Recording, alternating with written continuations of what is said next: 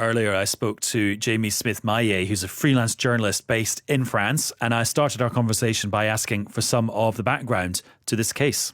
Yeah, well, it's quite an extraordinary story to follow in many ways. And I suppose for many listeners, if you haven't really been following sort of underground stories or perhaps even the circles of right-wing influence stories in the USA, you might not have necessarily heard of it.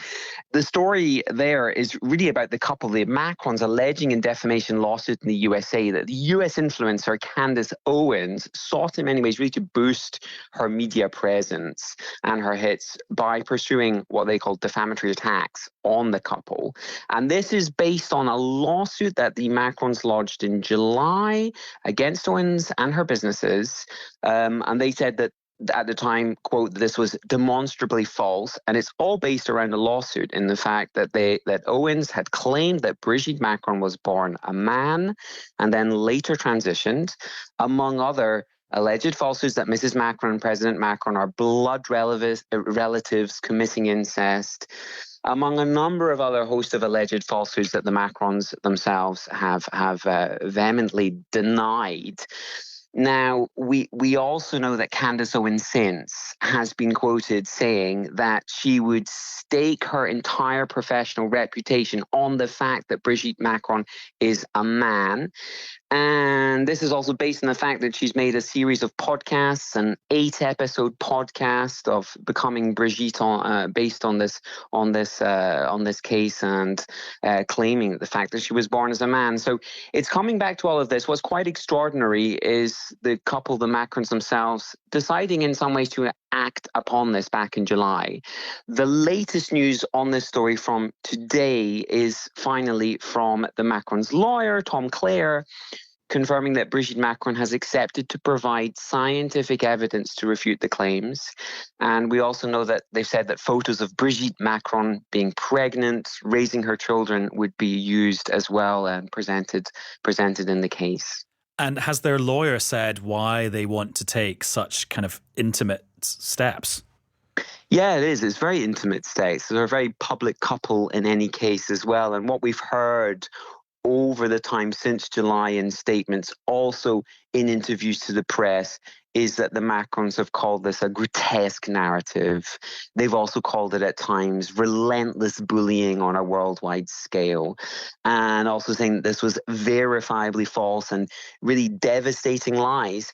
We know that Brigitte Macron as well has said that her husband, at sometimes the president of the country in France as well, was distracted by this because he also had to balance his life as president, but also his family life.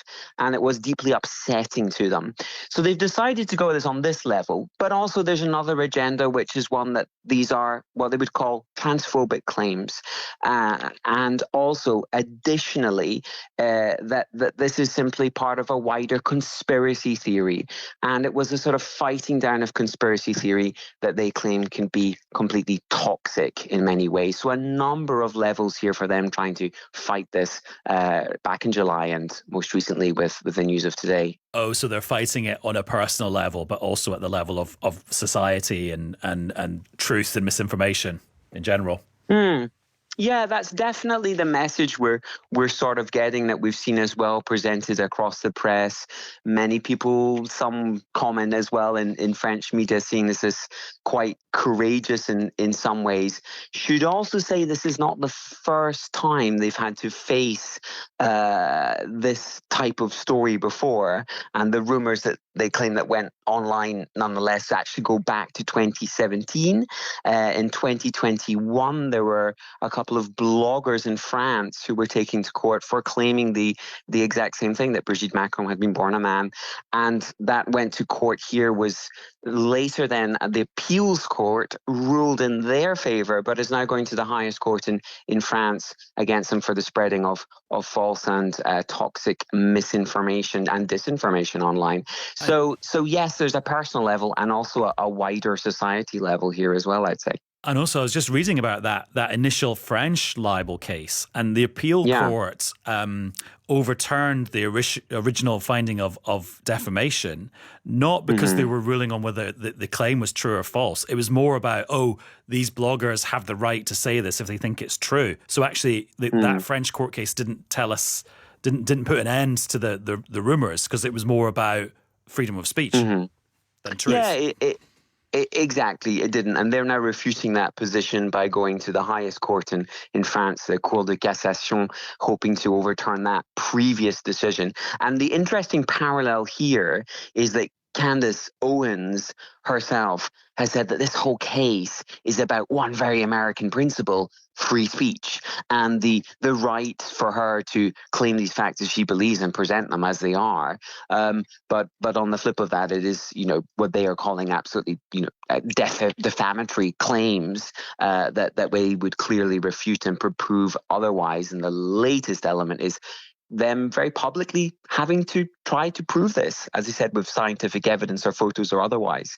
And that's the latest in this story.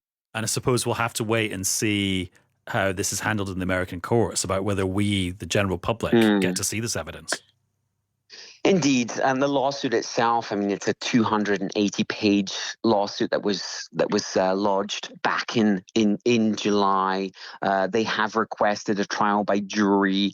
There were unspecified punitive damages. So we will have to wait and see. At the moment in time as well, we know that Candace Owens' legal team have lodged to dismiss, because the case was lodged in Delaware against her businesses and not against her as a person. So they've currently lodged to dismiss the case. But yes, a little bit of wait and see. And also, under the American legal system, with libel, you have to prove that the person who made the libel, if that's what it ends up being, did it on purpose and knowingly. Exactly. Just being wrong isn't enough in America.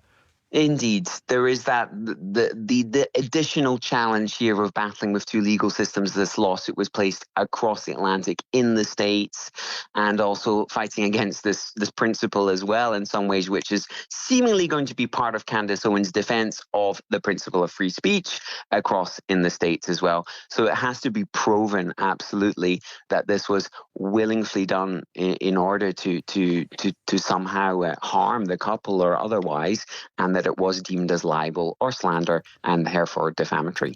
Jamie, thank you very much. Thank you. And the BBC has contacted Candace Owens for comment. She has filed to dismiss the case and has previously said that she believes what she's saying is true, and that there is nothing more American than free speech and the ability to criticise. Right, Lisa, how